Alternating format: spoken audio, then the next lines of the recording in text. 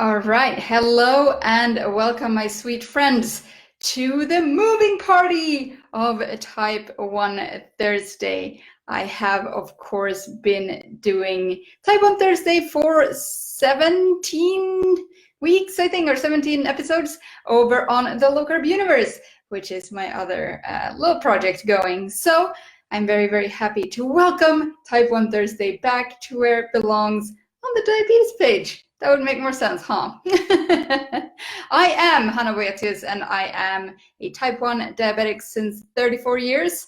And I am very, very happy that you are here with me watching and learning, because today's topic is super, super interesting. And it turned out to be a really hot topic because I asked on Instagram a couple of days ago what I should talk about in this session, and not more than a good few people said this topic. So I am very happy that I have the chance to cover that for you today.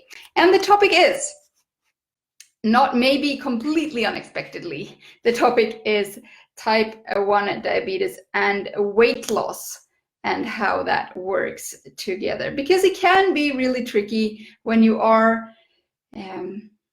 taking a lot of the fat storing hormone, which is of course insulin, and the more insulin you take, the more weight you gain and all that stuff. So it's not always easy to lose weight with type 1, but I wanted to jump on here and try to describe a little bit what is going on in your body and how it could work for you as well. And please, please, please do share your experiences with type 1 diabetes and weight loss at all in the comments, and I am very, very happy to talk to you more there. Anyway, weight loss basically has many reasons. It can be a gazillion reasons why you want to lose weight, but there are two main ones, which is of course health. You want to get to a better health, you want to improve your health, and that can be, of course, a reason to lose weight, which is good, it's great, but it can also be vanity. So I think,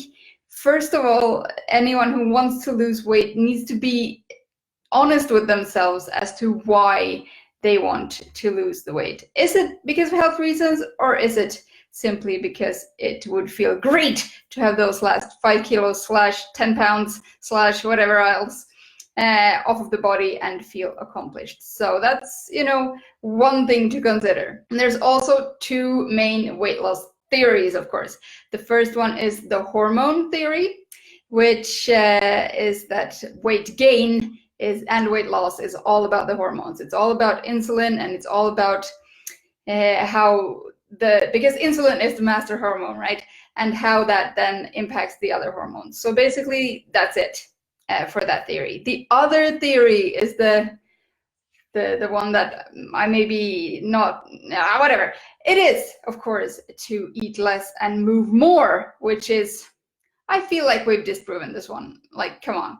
In my humble opinion, I feel that it is actually a combination of the two. Yes, hormones have to do with weight loss, absolutely, but so do calories. I don't believe that you can eat 15,000 calories in a day and still be losing weight, unless, of course, that helps to regulate your hormones in some weird way. But this is, I think, a very slippery slope, so I should probably move on a little bit.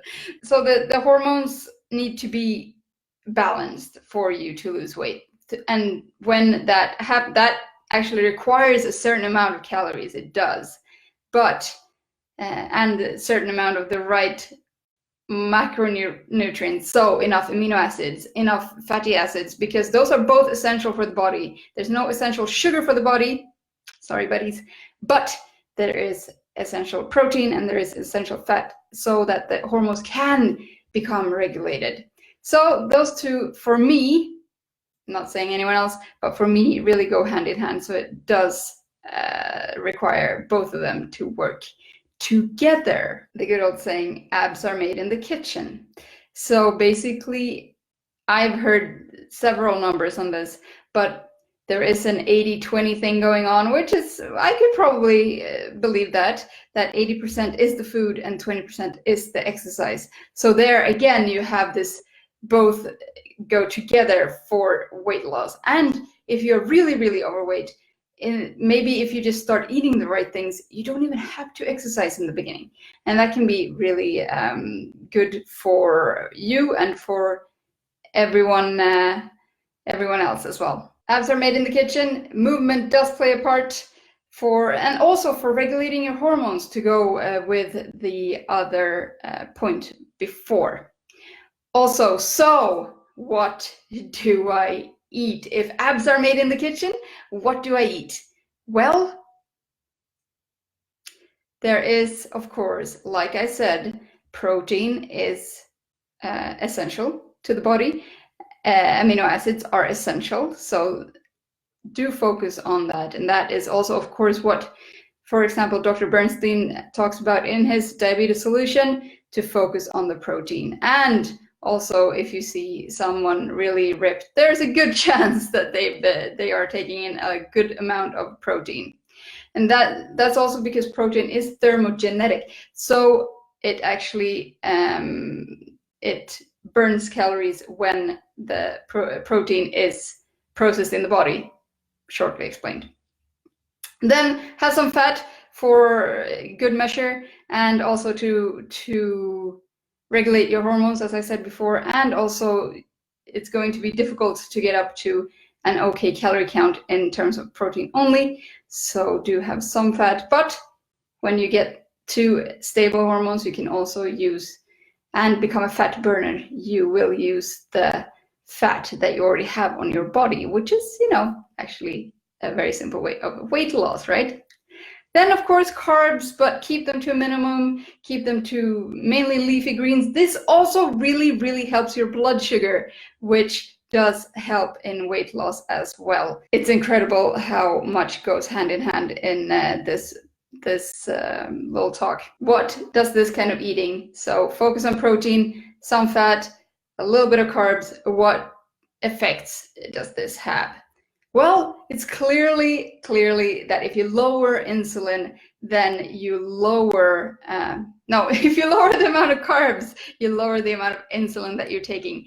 And because insulin is the fat storing hormone and the master hormone, if you use less of it, there's a good chance that you'll store less fat as well. Also, like this, you won't really add too many calories onto your diet, which is, of course, also goes back to one of the two theories, that the calorie eat less and move more, sort of 80s called, and they wanted their nutrition advice back or weight loss advice back. But, it does, I think it does play a role. I just don't think that it is the only thing that plays a role. Also, protein does repair your body, and it helps to build muscle, which really it does help you in losing weight as well. Here, as a little small thing going in here, you have, in order to lose weight, you also have to be motivated, of course, and you have to find your why. Why do you want to lose weight?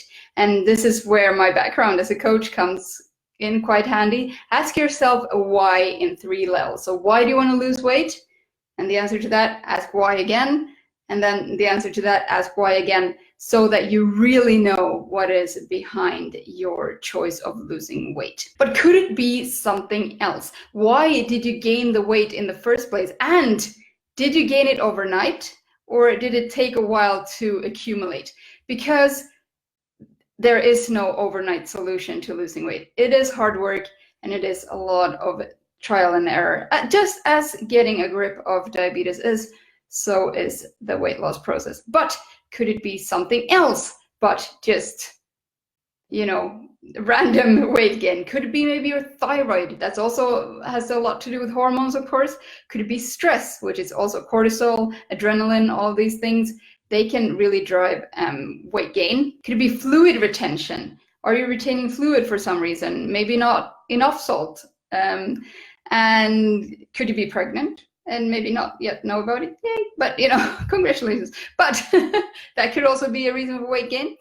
Could it be some sort of medication that you're on? For example, antidepressants are usually causing weight gain. So it's corticosteroids, antipsychotic medications, and birth control pills can really, really make you gain weight, because that also goes back to the hormone theory. Please do share your weight loss success or questions in the comments, and I'll be happy to chat with you there. I'll see you next time.